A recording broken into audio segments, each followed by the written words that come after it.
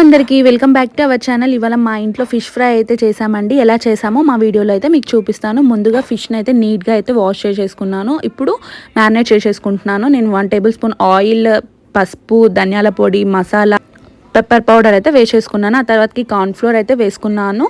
And పుదీనా, కొత్తిమీర, chilli powder and కొంచెం సాల్ట్ అయితే వేసేసుకున్నానండి.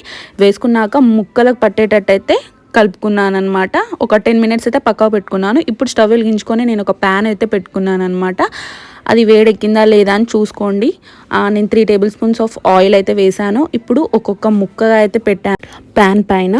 ఇప్పుడు మిడిల్ పాట్లో చిల్లీస్ని కట్ చేసేసుకొని అయితే ఒకటిగా పెట్టుకోండి. ఆ తర్వాతకి కరివేపాకు లీవ్స్ అయితే పెట్టేసుకోండి. పీసెస్ని అయితే టర్న్ చేసేసుకోండి. పీసెస్ అయితే మంచిగా ఉడకాలన్నమాట.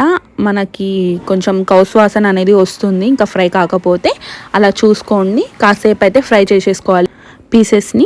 నా దగ్గర జింజర్ గార్లిక్ పేస్ట్ లేదు కాబట్టి నేను వేయలేదు. ఉన్న వాళ్ళైతే మ్యారినేట్ చేసుకునేటప్పుడు యాడ్ చేసుకోవచ్చు. అండ్ ఫైనల్గా ఫిష్ ఫ్రై అయితే రెడీ అయిపోయిందండి.